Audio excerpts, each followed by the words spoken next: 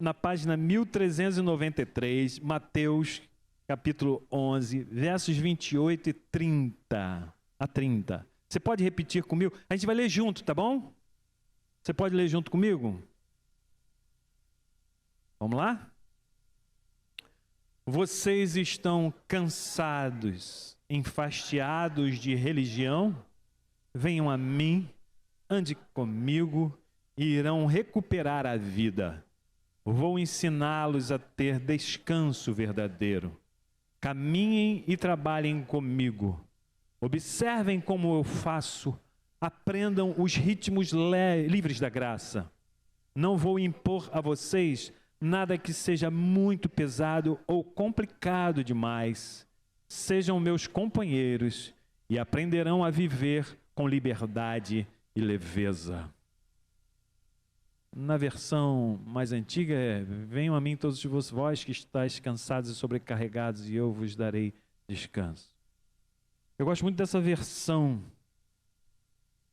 porque ela traduz exatamente como se sentiam os companheiros de Jesus, não só os seus discípulos mais próximos, mas as pessoas que viviam naquele contexto de escravidão, de domínio, não só do domínio do império, né, da arma dos romanos, mas do domínio da opressão da cultura religiosa teocrática.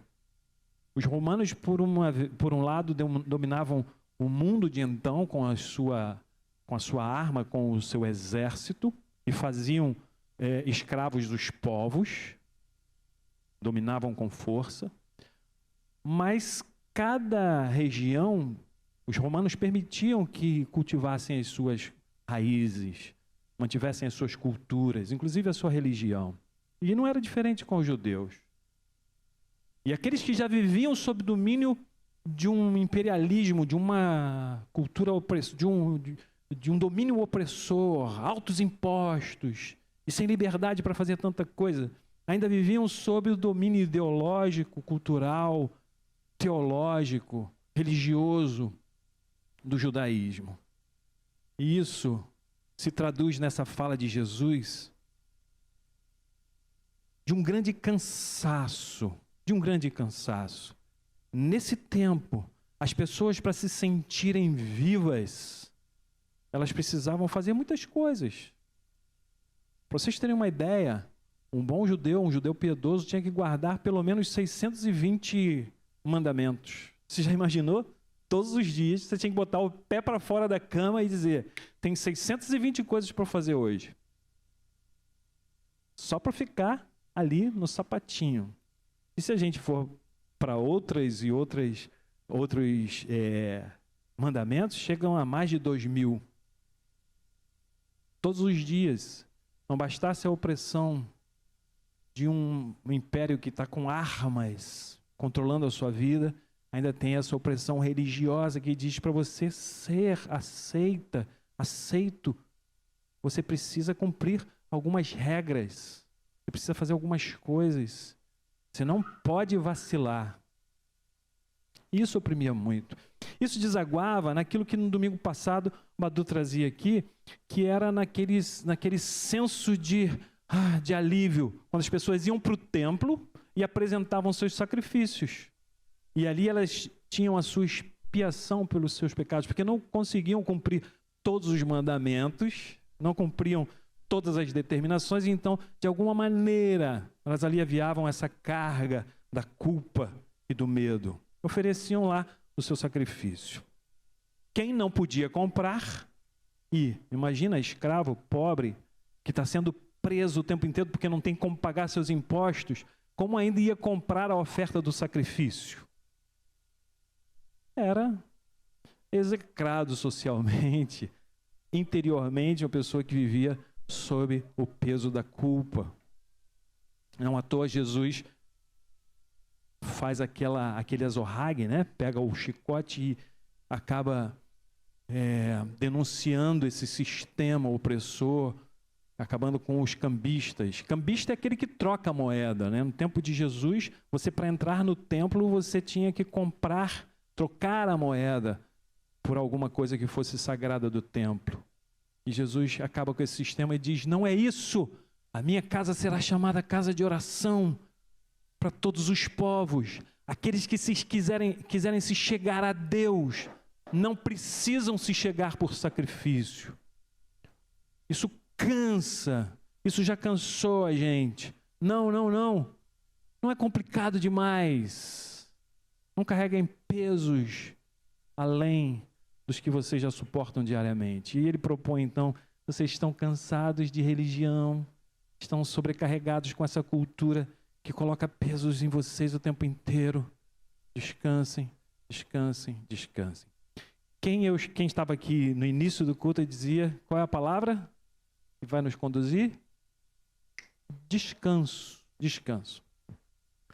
Essa semana Deus falou comigo. Porque Deus nunca fala? Essa semana Ele falou comigo. Eu tive alguns sinais. Há algum tempo que a gente já vem trabalhando essa coisa do cansaço. Quem aqui essa semana já não disse: estou cansado? Quem aqui nos últimos 30 dias talvez não tenha dito assim: preciso de férias? Se eu pudesse parar. O sonho da Mega Sena. Não vou fazer mais nada, vou chutar o balde, vou parar com tudo, vou descansar, não estou nem aí porque os outros vão dizer mais de mim. Olha só, né? Quantos de nós não temos repetido isso? Estou cansado, estou cansado, estou cansado. Eu estou cansado. Essa não é a marca minha, não. É sua marca. É nossa marca. É uma marca do nosso tempo. E não sou eu que estou dizendo, não é uma leitura que eu faço de uma compreensão que eu tive, porque Deus falou comigo essa semana. Deus falou comigo, mas eu fui lá assistir a sociedade do cansaço. A nossa sociedade mudou a cabeça, mudou o olhar, mudou a perspectiva. E hoje a gente vive uma sociedade da produtividade. Uma sociedade em que se volta o tempo inteiro para performance. A sociedade que nos impulsiona a atingirmos as metas o tempo inteiro. E se você não atingir metas, você não é ninguém. Se você não performar, a gente fala isso aqui, deixa eu dizer, eu falo isso, a gente repete isso o tempo inteiro, mas essa semana eu me dei conta que eu estar aqui já me causou um nozinho na barriga, de assim, eu tenho que performar, eu tenho que mostrar para aquela turma lá que eu sou capaz de dizer alguma coisa. E aí, como é que vai estar a minha imagem? O que vão pensar de mim? Será que eu vou falar alguma coisa que tem significado para as pessoas? A gente se coloca nesse lugar de performance, de resultado, de atingir metas. E aí, para encurtar uma grande soma de pensamentos e elucubrações e formulações filosóficas, eu quero dizer que eu e você não conseguimos descansar. Porque essa cultura é mais forte do que a nossa consciência. Quantos de nós, e eu confesso para vocês, já recebi um telefonema em que eu estava cochilando, descansando, e quando atendi, o que você está fazendo? Eu estou fazendo aqui um trabalho e tal. Estou fazendo não, estou descansando, mas eu tive vergonha de dizer que estava descansando. Eu tive medo de dizer que estava no momento do meu ócio, do tédio, do não fazer. Por quê? Porque o tempo inteiro eu tenho que performar. Eu tenho que dizer que eu sou o cara, que eu sou capaz de ultrapassar os meus limites, que eu sou capaz de fazer muito mais do que aquilo que eu entenda que eu sou capaz de fazer. Porque em mim habita uma pessoa que pode fazer. Sabe uma frase que nos captura?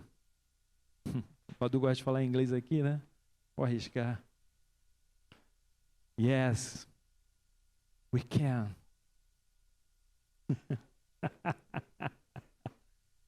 Lembra? 2008, Obama. Sim, nós podemos. Dizem os técnicos, os estudiosos, os sociólogos, os psicólogos, os filósofos, que a gente vive na era da positividade. E se há alguns anos a negatividade era a nossa destruição, hoje a positividade igualmente nos leva para o fundo do poço. Depressão, burnout, hiperatividade, TDAH, pânicos, medos, baixa autoestima e tudo mais. Nós somos impulsionados pelos nossos pais, nós fazemos isso com nossos filhos, nossos professores, nós os pastores, os padres, os líderes formadores de opinião. Impulsionamos e somos impulsionados a sermos perfeitos. Não existe perfeição, mas a gente tem que chegar lá. Não. Jesus nos convida a descansar na nossa humanidade, da não perfeição. A gente não aguenta trabalhar o tempo inteiro, a gente precisa descansar, a gente precisa parar. A gente precisa descansar a nossa mente, as nossas emoções, o nosso corpo, nosso senso de transcendência, a nossa espiritualidade. A gente precisa descansar socialmente, a gente precisa descansar. E enquanto eu e você não rompermos com esse ciclo vicioso e não virtuoso da performance, do resultado, não abraçarmos o tédio de não fazer nada, porque é de lá do tédio que podem nascer os maiores insights da nossa vida. Enquanto a gente achar que tem que ser perfeito o tempo inteiro, a gente não vai entrar nesse ciclo da graça, nesses movimentos livres e leves que Jesus nos propõe.